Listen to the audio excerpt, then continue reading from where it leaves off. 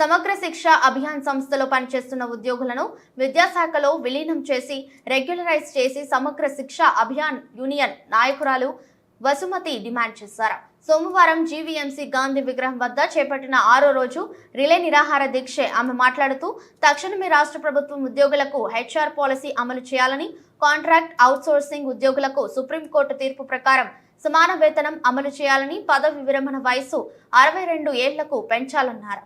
వేతనంలో కూడిన మెడికల్ లీవ్లు మంజూరు చేయాలని, మెరుగైన హెల్త్ స్కీమ్లు అమలు చేయాలని కోరారు. ఈ కార్యక్రమంలో పలువురు ఉద్యోగులు పాల్గొన్నారు.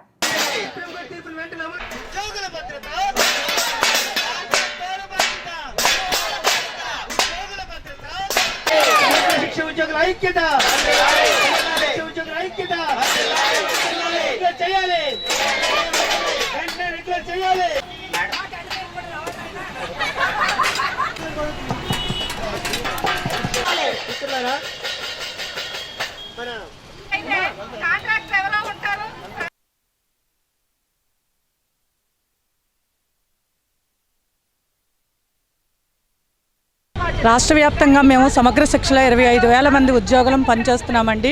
జగన్మోహన్ రెడ్డి గారు ఎన్నికల ముందు పాదయాత్రలో మా అందరికీ కూడా ఉద్యోగ భద్రత కల్పిస్తాను, మిమ్మల్ని అందరినీ రెగ్యులర్ చేస్తాను, కాంట్రాక్ట్ అవుట్సోర్సింగ్ పద్ధతి అనేది పూర్తిగా తొలగించి మీ వేతనాలు సమాన పనికి సమాన వేతనం ఇస్తానని వాగ్దానం చేసి ఉన్నారు.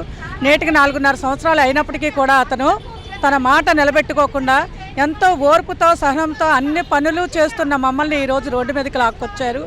అన్ని సంక్షేమ పథకాలు అమలు జరగాలి అంటే 25,000 మంది ఉద్యోగులు తక్షణమే రాత్రనక పగలనక పనిచేసి నిమిషాల ప్రకారం తన పనులు చెప్పడానికైతే మేము అతనికి కళ్ళ ముందు కనిపిస్తున్నాం. కానీ మా కష్టాల్లో ఉన్నప్పుడు మా కన్నీళ్లు తుడవడానికి మాత్రం అతనికి ముందుకు రాకుండా అతను వెనుకడుగు వేస్తూ ఉన్నారు.